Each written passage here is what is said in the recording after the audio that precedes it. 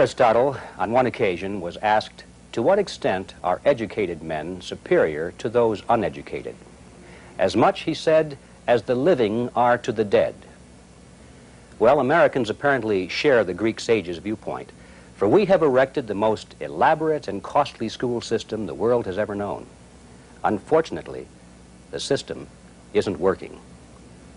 American public education is in serious trouble. Headlines about this growing problem in both the professional educational journals and the general news media are not difficult to find.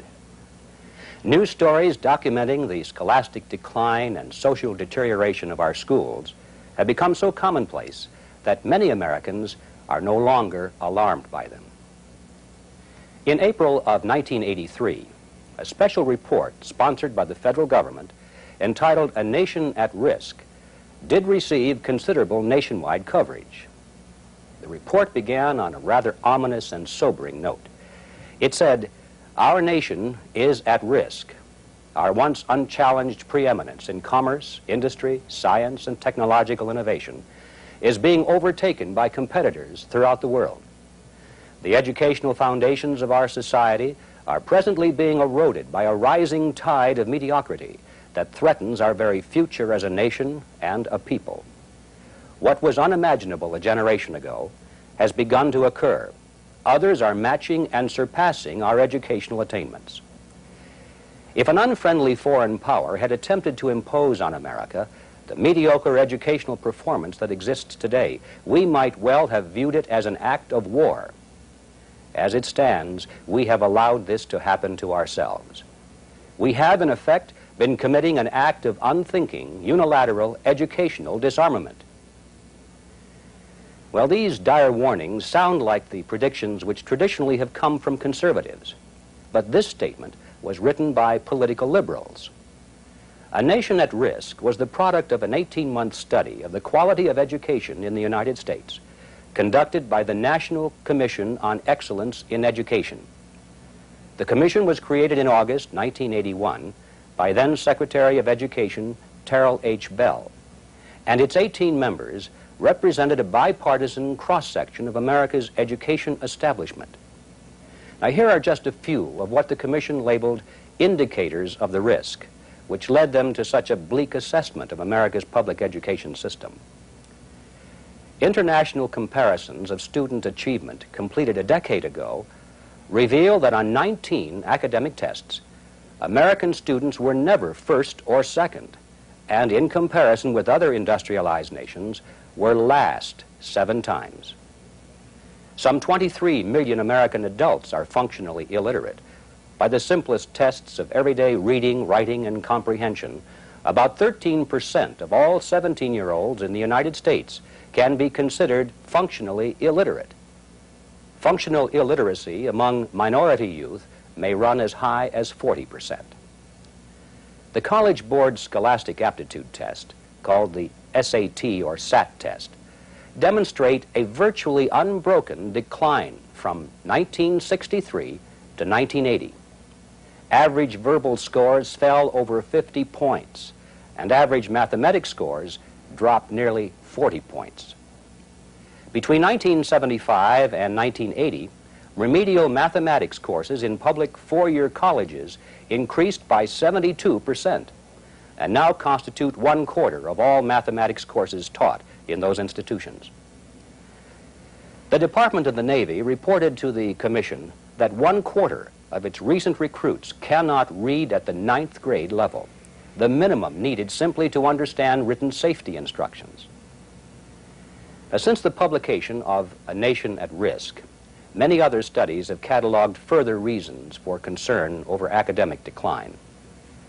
Geography as a distinct subject has virtually disappeared from the public schools during the past several decades.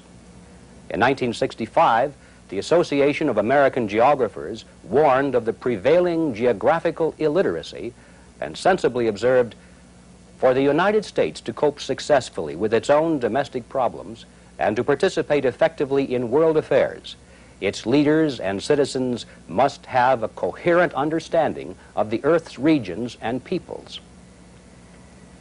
Now, several important studies indicate that the geographical knowledge of today's students is anything but coherent.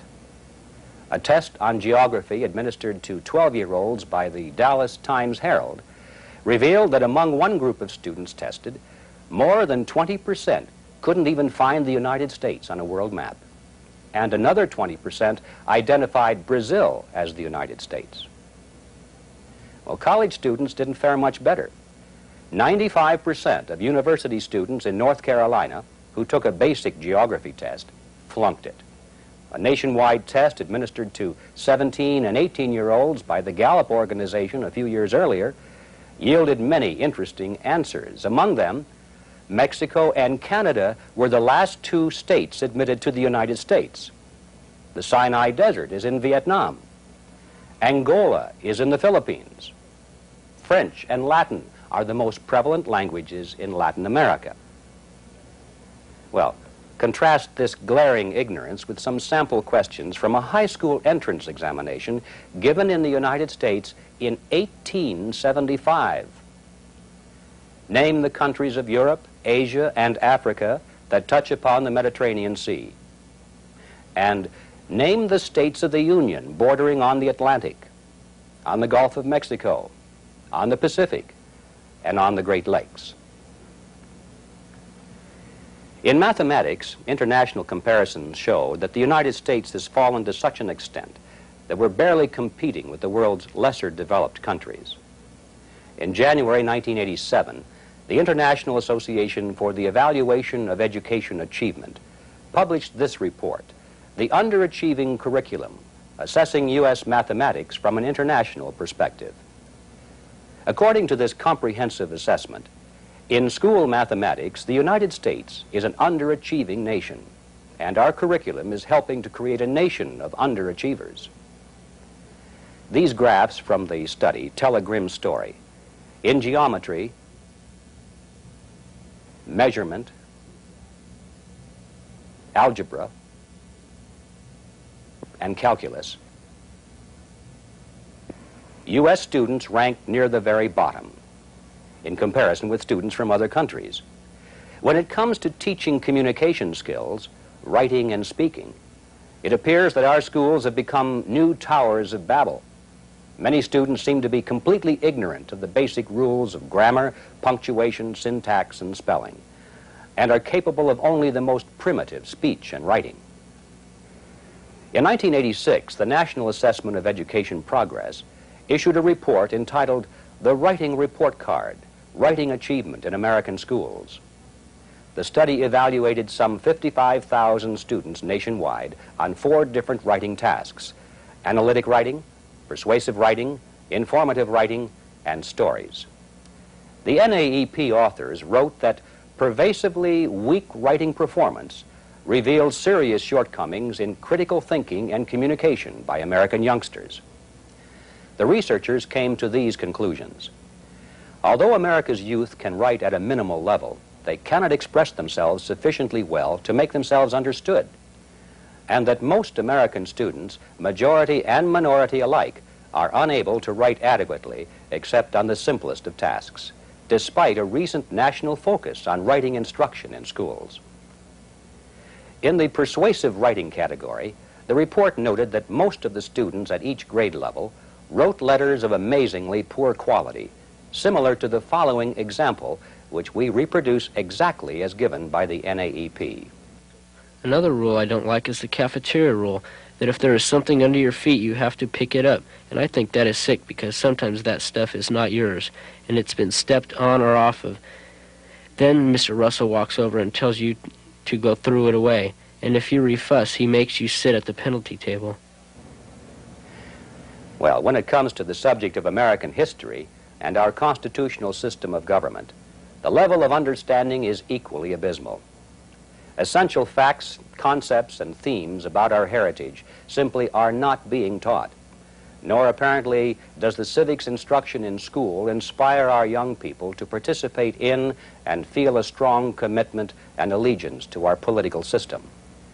In the 1986 elections, only 7% of the 18 to 24-year-olds bothered to vote. A nationwide survey of over 1,000 Americans conducted in 1986 by the Hearst Corporation even found some very serious gaps in the general public's knowledge of our Constitution. According to the Hearst poll, 46% of Americans do not know that the purpose of the original Constitution was to create a federal government and define its powers. 26% believe the Constitution's purpose was to declare independence from England, and 10% believe it was intended to create the original 13 states. A majority of the American public, 59%, does not know what the Bill of Rights is. Only 41% correctly identify it as the first 10 amendments to the original Constitution. 27% say the Bill of Rights is the preamble to the Constitution. Nearly half the public, 49%, erroneously think the President can suspend the Constitution. Nearly half of the American people, 45%, believe that the Marxist phrase, "from each according to his ability, to each according to his need," is in the Constitution. 3/4 of those surveyed are under the misconception that the Constitution guarantees every citizen the right to a free public education. The philosopher Aristotle, more than 2 millennia ago, observed that all who have meditated on the art of governing mankind are convinced that the fate of empires depends on the education of youth. Can anyone be optimistic about America's fate if our education system continues to produce such widespread ignorance? According to the Coalition for Literacy, a 5-year-old government-private sector alliance, adult illiteracy costs the nation about $237 billion annually in lost industrial productivity, tax revenues, welfare support, crime, remedial education, and unemployment benefits. Private industry alone spends at least $25 billion per year on remedial education. It's become necessary for businessmen to teach their employees the basic academic skills that should have been acquired in elementary school. We have thus far touched only on the matter of academic decline in our public education crisis.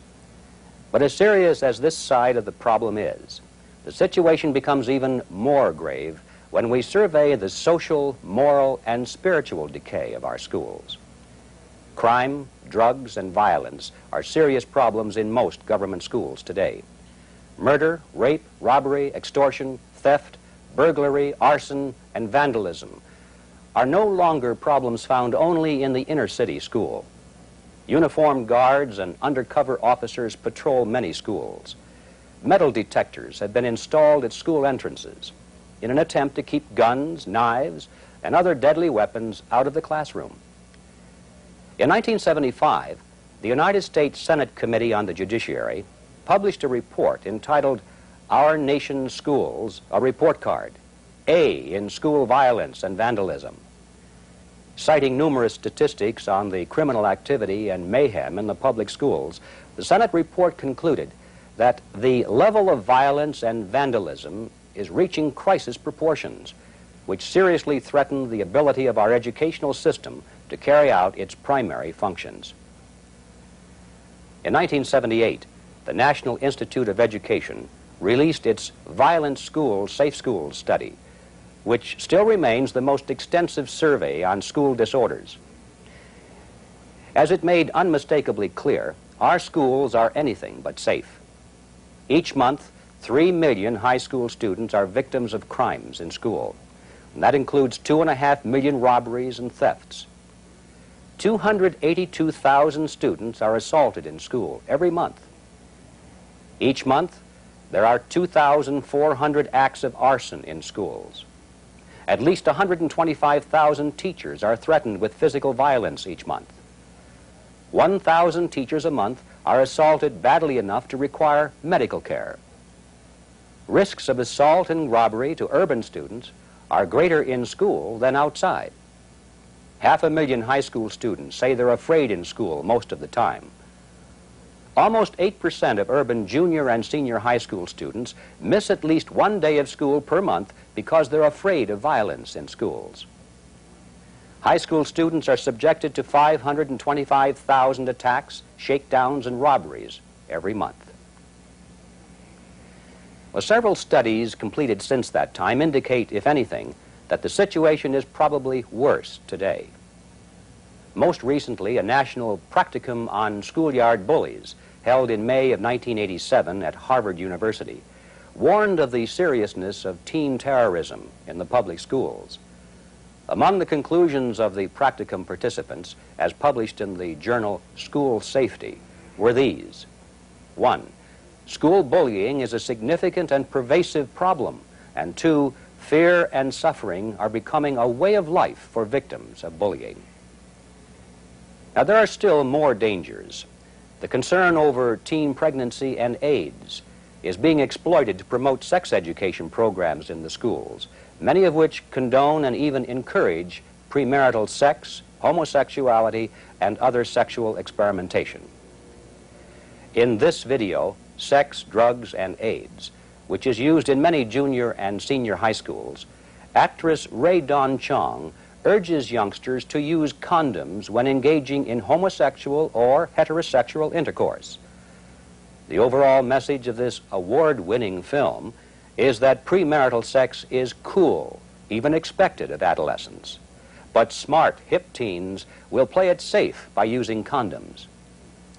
Acceptance of homosexuality as an alternative lifestyle is promoted in a particularly heavy-handed manner, using an emotional interview with a young man whose homosexual kid brother is dying of AIDS. The zeal with which condoms are being promoted in our schools has reached an incredible stage. These are some of the materials being distributed to our children. We've censored the most graphic and obscene material. Condom Sense, a pornographic tabloid promoting what it calls the joys of condom sex, is being used today in many schools. Straight Talk about sex and AIDS features dancing condoms, conveying a party attitude concerning sex, and giving the impression that sexual promiscuity is an acceptable norm.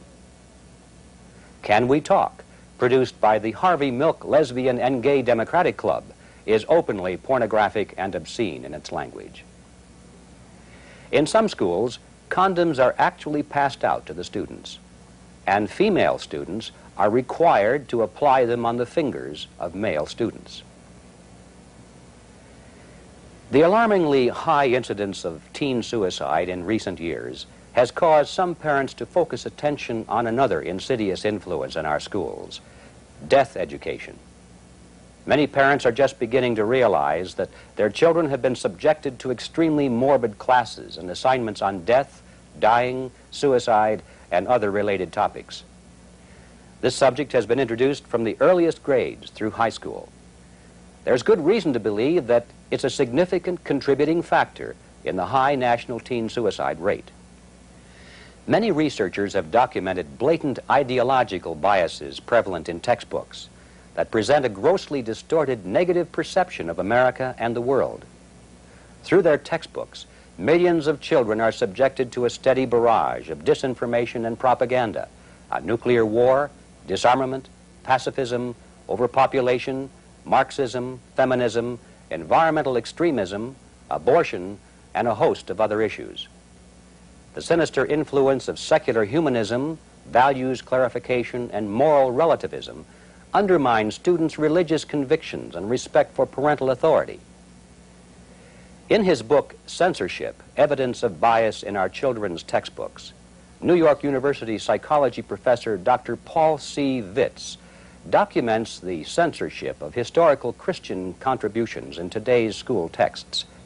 When mention of God or Christianity is made, it's likely to be in a negative context, and often in the form of profanity.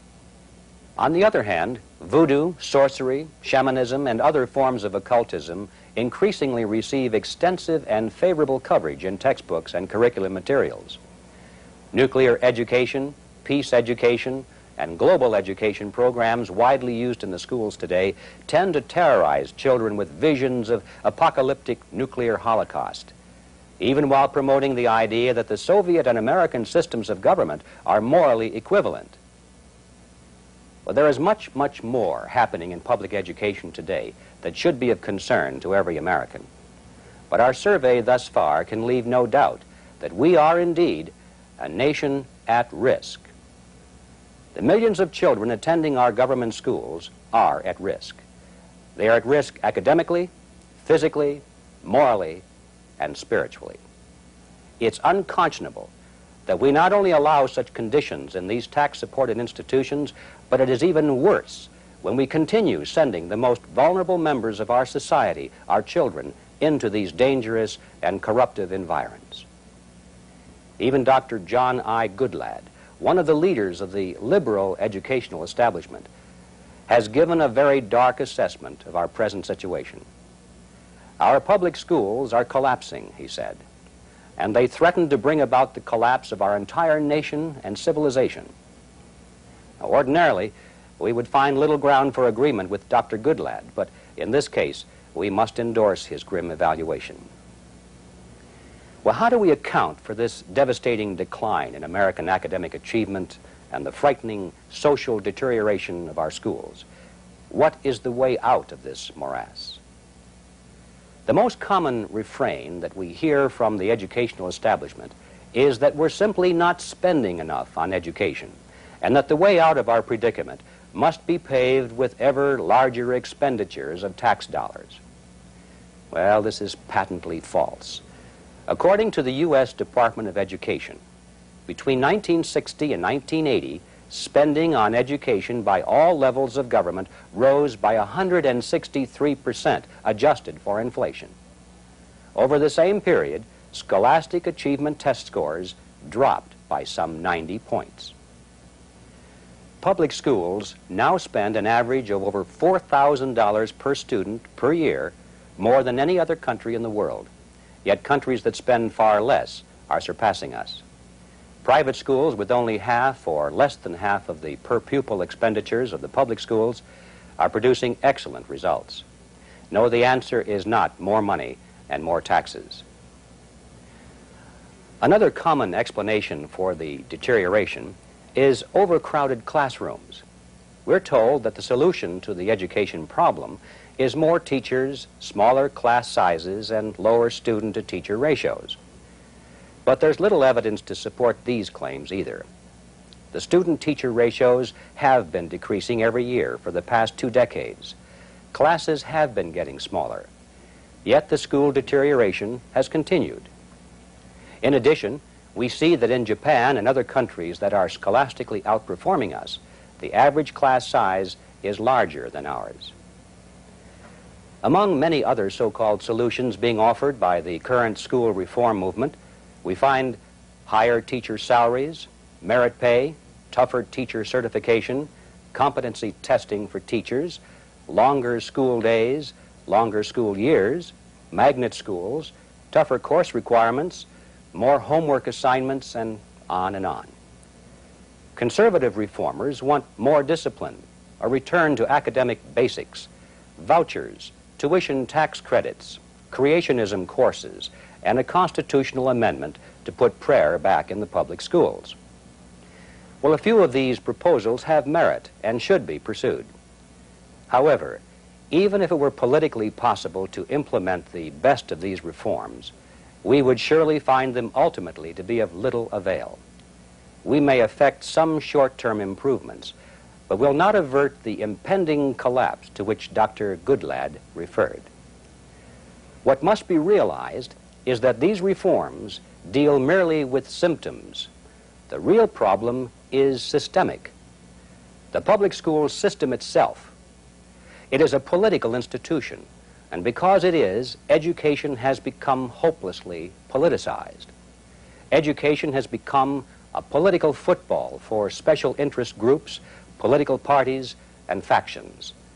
Those with the greatest political power, influence, and organizational skill dictate the education policies for all. So it is that the powerful teachers' unions, the National Education Association, and American Federation of Teachers, have largely dictated the educational policies which have brought us to the current sorry state. Politics is subverting and destroying education.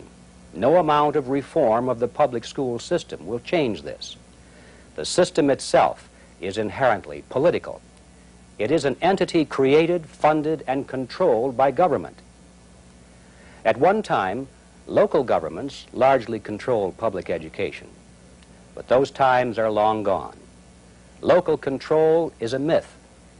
The most important policy decisions in the field of education today are made in state capitals and in Washington, D.C., by politicians and bureaucrats who are more concerned about pleasing the professional education lobby than they are interested in the real needs of children and the desires and rights of parents.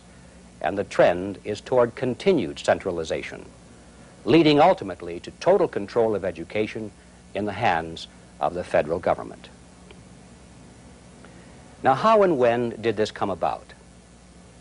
Let's take a brief look at the history of education in America. It'll surely come as a shock to many, but government-sponsored, tax-supported public education as we know it today did not always exist in America. For the most part, education in the colonies and in the earlier years of our republic was carried out in an atmosphere of free choice and free enterprise. Tutors and private schools flourished. Churches, benevolent societies, and sometimes local governments established charity schools for children whose families couldn't afford schooling. Many parents schooled their children at home, and it was a system that worked exceptionally well.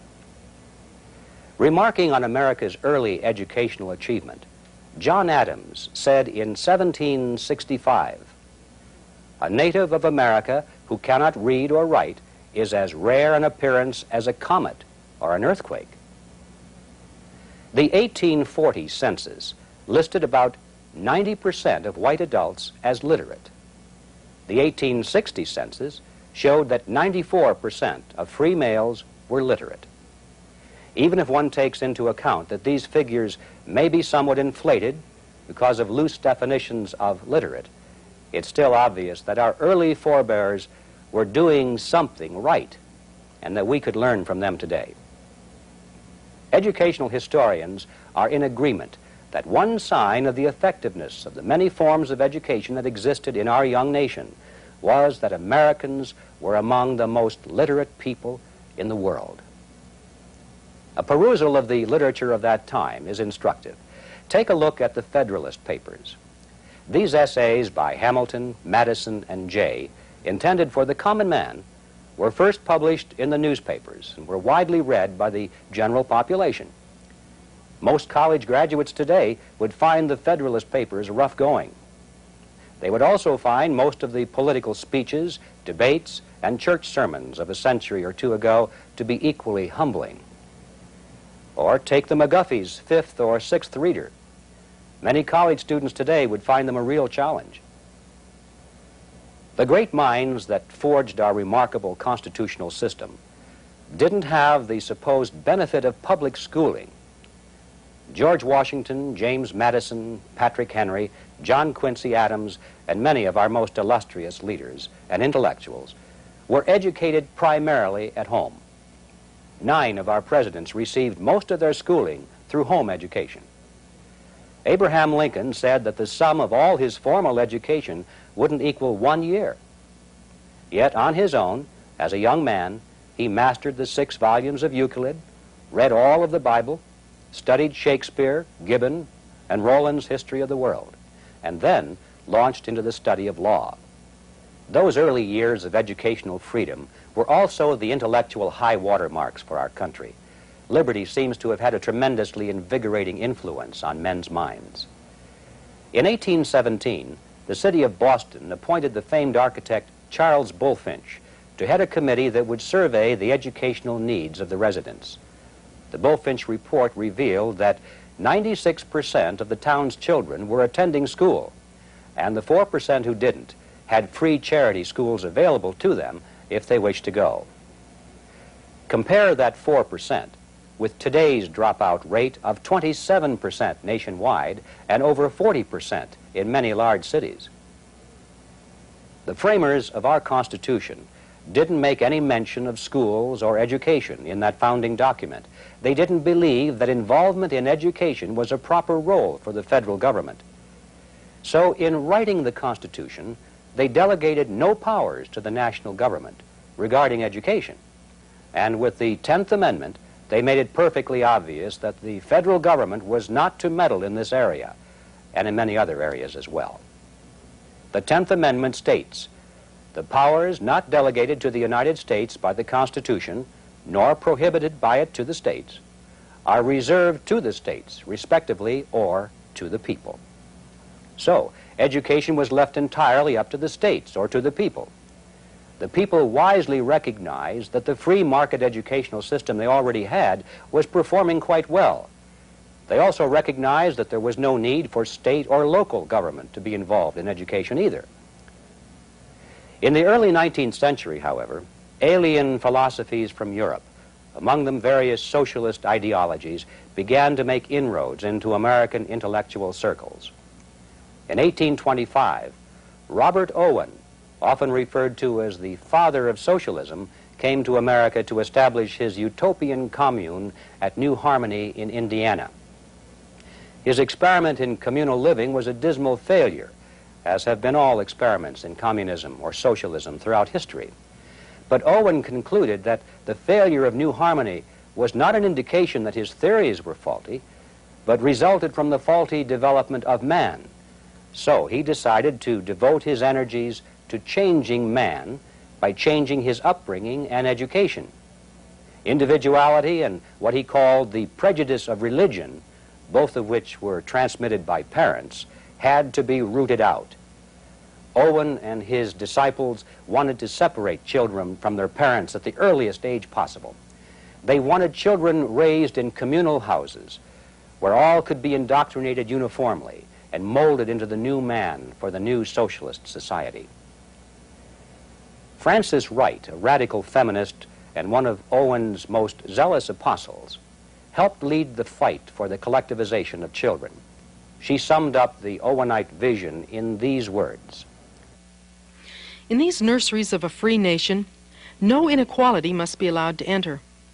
Fed at a common board, clothed in a common garb, raised in the exercise of common duties, in the acquirement of the same knowledge and practice of the same industry, in the exercise of the same virtues, the enjoyment of the same pleasures, in the study of the same nature, in pursuit of the same object, their own and each other's happiness.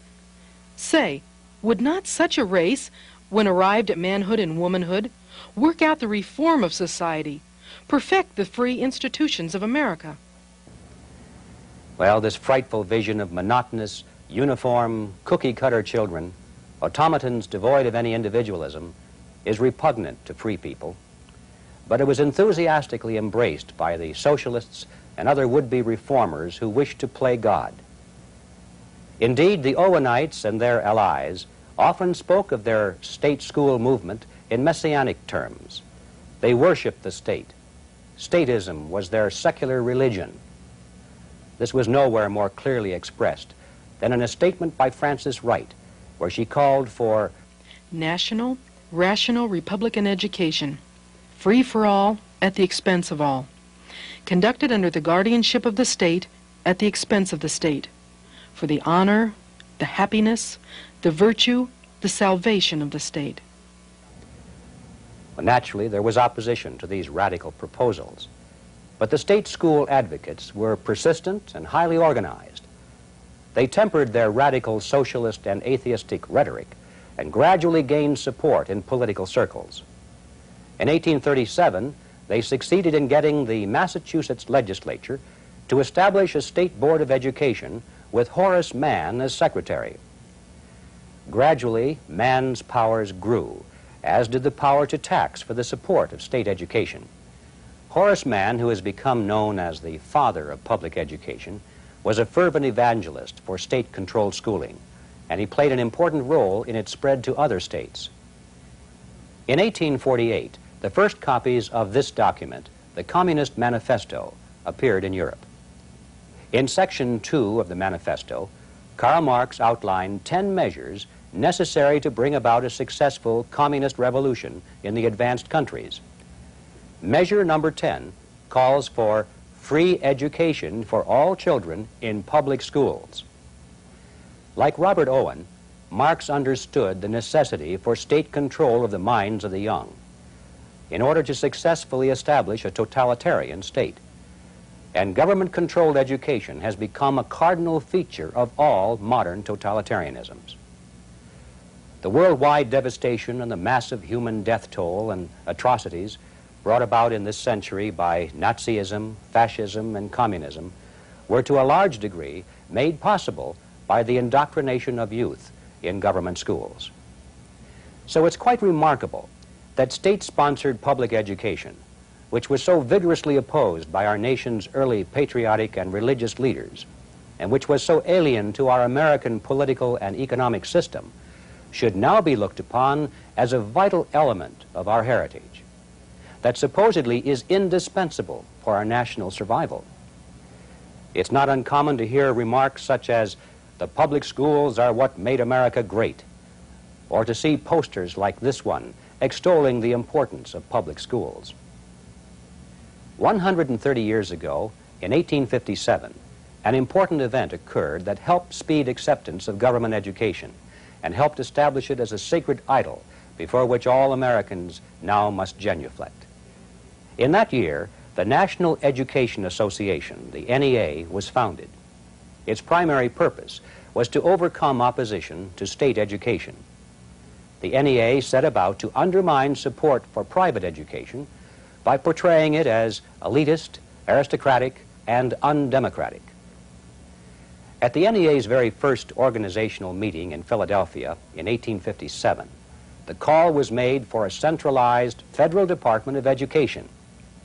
In support of this goal, which was finally accomplished in 1979, the NEA has labored over a century to consolidate school districts and to concentrate and centralize school policy-making power at the state level. It helped pass compulsory attendance laws and certification requirements in order to undermine parents' control over their children and to squeeze church schools and other independent educational institutions out of existence. Now, as the nation's largest labor union with 1.7 million members, the NEA pours millions of dollars into political campaigns to help bring about expanded federal control over all education. Author Samuel L. Blumenfeld has rightly identified the NEA as a Trojan horse in American education.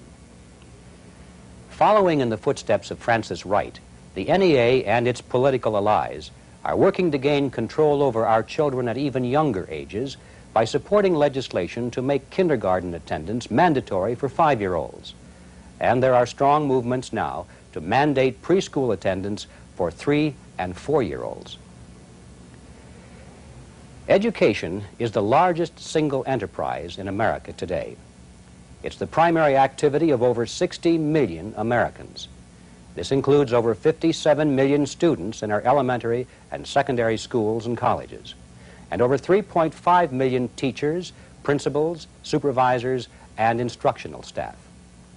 This means that more than 1 out of every 4 Americans is directly involved in education as a primary activity. As a nation, we are spending in the neighborhood of $280 billion annually on education.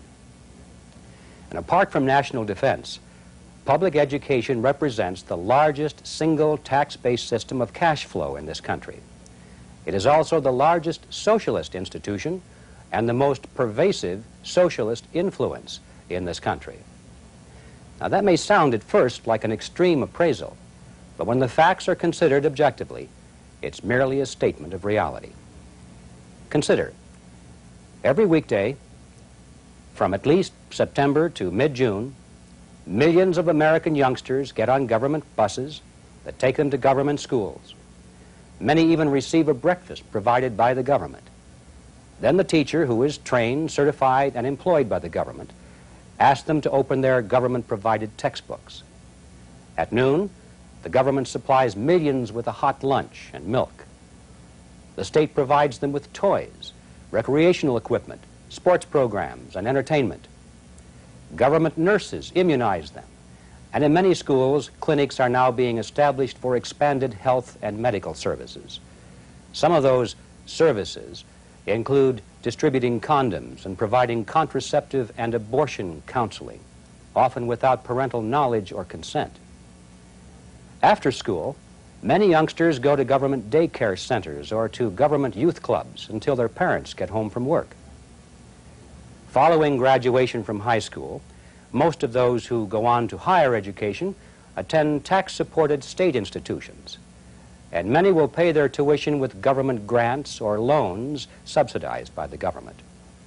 And then, after college graduation, after 16, 17, or 18 years or more of exposure to state education, where they've been taught to look to government for every need, then we expect them to enter, embrace, and function in the American free enterprise system. Well, folks, it's not working. By its very nature, public education molds and trains youth to view government as a benevolent provider, rather than to see it as our founding fathers did, a dangerous servant and a fearful master over which one must maintain eternal vigilance. In his famous treatise on liberty, written in 1859, English philosopher John Stuart Mill saw the dangers all too clearly. A general state education, he wrote, is a mere contrivance for molding people to be exactly like one another, and as the mold in which it casts them is that which pleases the predominant power in the government, it establishes a despotism over the mind, leading by natural tendency to one over the body.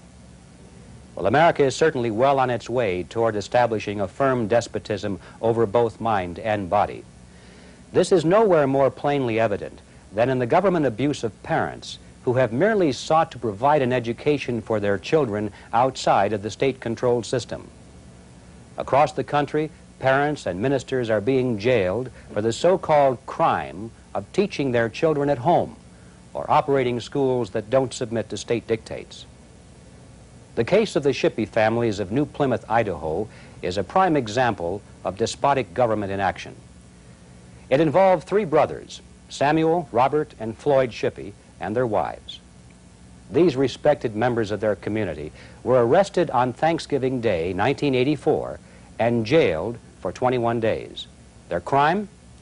They had taken their children out of the public schools in order to teach them at home in accordance with their religious convictions. Robert and Floyd finally submitted their families to the state's mandates. Sam and Marquita Shippey refused, and 6 of their school-aged children were forcibly removed from the family home and placed in a state-run facility.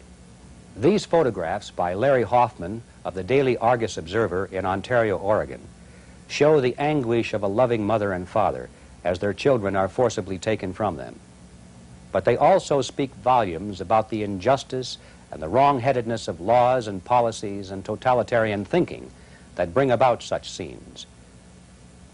Now reunited with their children, Sam and Marquita have fled across state lines to avoid any further family separation. There was never even any suggestion that the Shippey children were being abused by their parents or that their home instruction was inadequate. The presiding judge conceded that he didn't know of a finer, more upstanding, honest, productive family in the community. The district attorney admitted that the Shippey children were good and obedient. It was simply a case of government officials refusing to tolerate a parental challenge to state control over the children.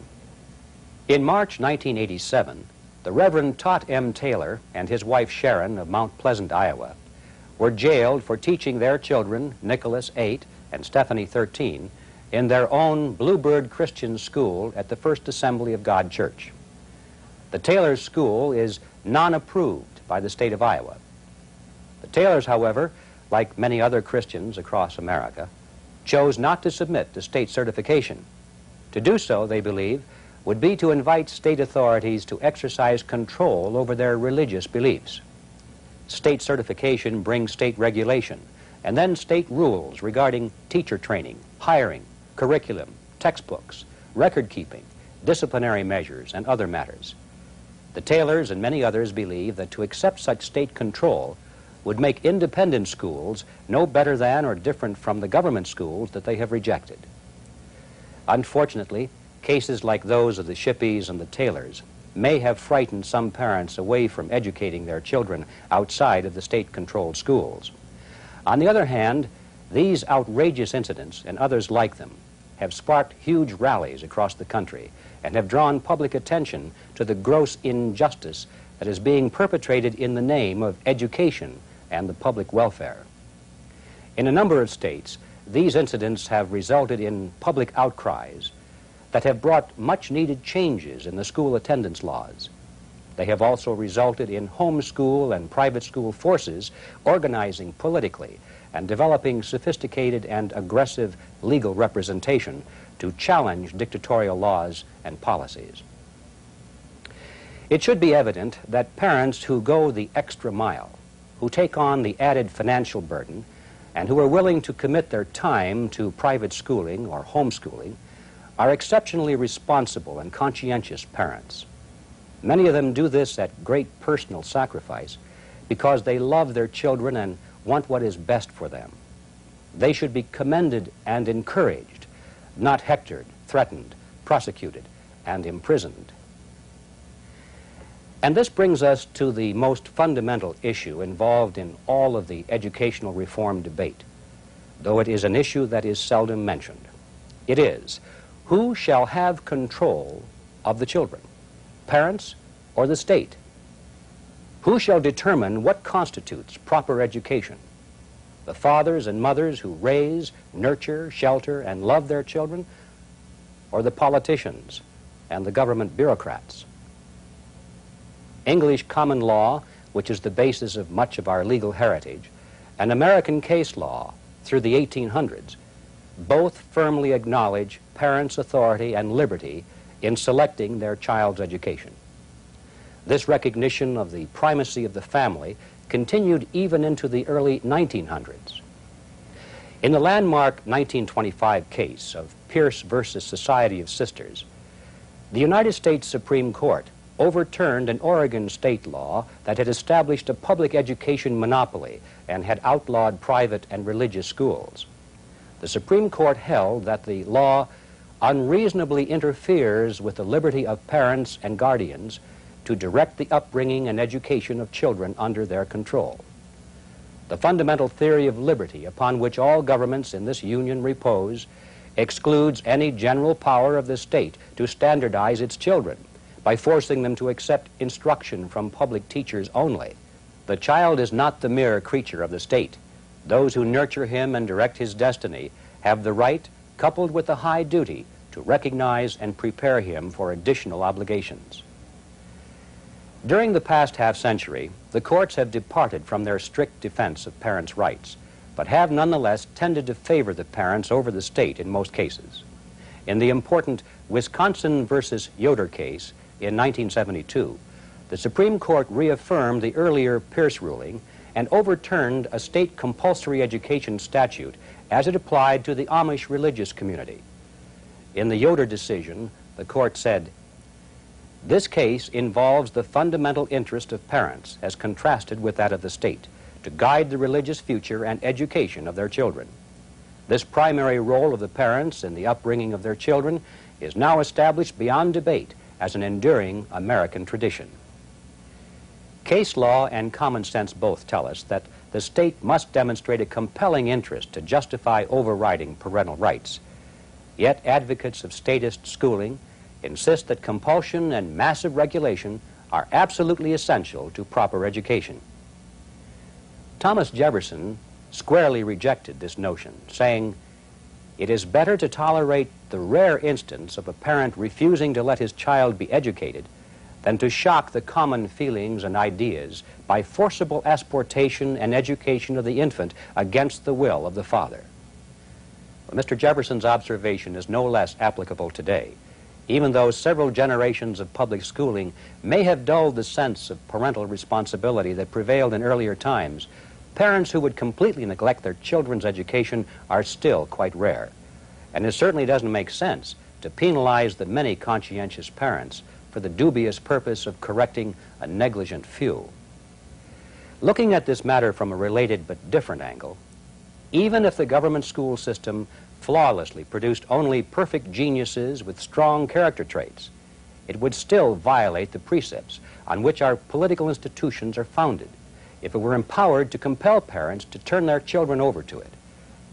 But in light of the disastrous condition of public education, which we have already outlined, it is even more obvious that there is no justification whatsoever for compelling attendance. The most incompetent parents couldn't possibly do a worse job than is being done typically in the public school today.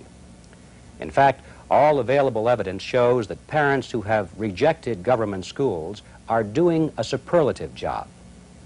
There are now an estimated 1 million children being educated at home in the United States. Another 6 million are attending private and church-related schools, and these numbers can be expected to continue growing as the state schools continue to deteriorate. So there's a large database for comparative research. In every academic category, student achievement in the private school and homeschool sector surpasses that of the public school students. Further, the private schools experience a small fraction of the disciplinary problems, disruptions, crime, violence, and vandalism of the state schools. Now, this is true even when the school populations are matched for ethnic, socioeconomic, and neighborhood characteristics. In their book, High School Achievement, Public, Catholic, and Private Schools Compared, published in 1982, authors James S. Coleman, professor of sociology at the University of Chicago, and Thomas Hoffer, research associate at Northern Illinois University, concluded that given the same type of student, that is, with background standardized, private schools excel in all academic areas. School attendance is better, students do more homework and take more rigorous courses. Interestingly, the study also found that the private schools were more successful at promoting the social objectives of equality and racial harmony that the state schools advocates pursue with such zeal. The Coleman-Hoffer report found that overall, blacks and whites are less segregated within Catholic schools than are blacks and whites in public schools, and that the non-Catholic private school sector is least racially segregated, and the public sector by far the most segregated.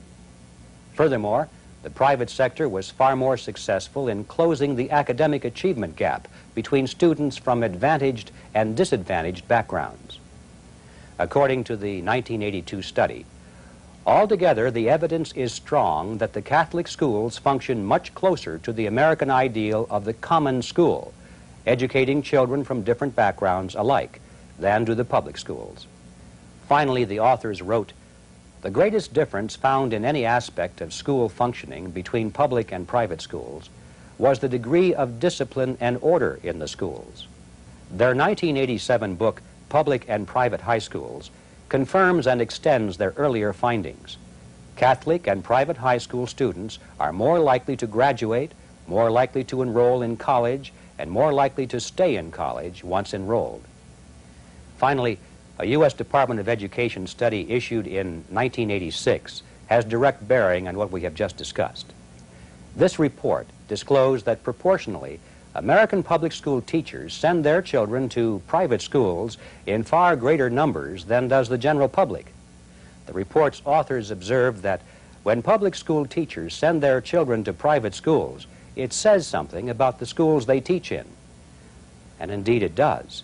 It says very pointedly that even those who are employed in the public school system and who therefore can be presumed to be more intimately familiar with that system are opting out of it in significant numbers. Now let's review a few of the key points we have covered. The right of parents to educate their children as they see fit is a fundamental God-given right, long established in our American heritage and our English common law tradition. Historically, the system of parental free choice in education was fully accepted in the early era of our republic. It produced the amazing levels of educational achievement that brought us prosperity and world renown. Side-by-side comparisons of government schools and private schools today continue to confirm the wisdom of the educational philosophy of our forebears. Compulsory state schooling is a foreign concept incompatible with free American institutions and personal liberty. Since its importation into America in the 19th century, it has seriously undermined parental rights, parental responsibility, family unity, and political liberty. Public education today is an academic, social, moral, and economic disaster. And this has placed our children and our nation at risk. Immediate, drastic change is imperative if we are to avert calamity. Here is what we recommend. Government should support parental rights, encourage parental responsibility, and restore freedom of choice in education in the following ways. 1. Repeal obstacles to the use of non-government education, such as compulsory attendance laws and teacher certification requirements for home schools and private schools. 2. Remove unfair tax burdens. Parents who don't use the state school system shouldn't be taxed to support it. They're being forced to pay twice for their children's schooling, which works a severe hardship on many. And this has the greatest adverse impact on the economically disadvantaged families who have the most to gain from private education. 3. Abolish the U.S. Department of Education and remove all federal involvement in education. There is no constitutional basis for this involvement, and the impact of the federal government's policies, programs, and actions thus far have been disastrous. Now, these are simple recommendations, but they'll do more to restore excellence in education than all the complex reform proposals being offered today by political interest groups. The many reform proposals currently receiving great attention are invariably accompanied by ridiculous promises and high-flown rhetoric about innovative, courageous leadership. In reality, they offer nothing bold, imaginative, or new. Ultimately, they're based on the same coercions, compulsions, and restrictions that have produced our present education fiasco. We, on the other hand, believe in liberty, responsibility, and accountability. Let those who want prayer in schools establish their schools, and those who do not want prayer establish theirs. Let those who wish to teach creationism have their schools, and those who want to teach evolution have theirs. Let those who want phonics instruction have their schools, and those who want look-say reading, let them have theirs. There's no need to make these personal educational decisions into political issues that inflame our institutions and tear communities apart. In matters of education, as in matters of religion, there is no justification for compulsion, no justification for state intervention. Neither is there justification for forcing anyone to finance educational theories and practices with which he is in disagreement. We believe it's time for getting politics out of education. It's time for the separation of school and state. We say, let's restore freedom in education. We have tried coercion, and it has failed. Can we really allow a situation to continue in which millions of our children are turned out as illiterates and intellectual cripples? A situation in which millions of our children live in fear and terror? Don't your children deserve better than that? Can we afford continued loss of our productivity and our markets to foreign countries? Can we afford the horrendous tax burden of maintaining the crumbling educational system? We think not. Let's welcome greater choice, diversity, and pluralism. Let's return to those liberating principles on which our nation was founded. Let's strive again for excellence and strive to recapture those values that have made America great and a beacon of hope to the world.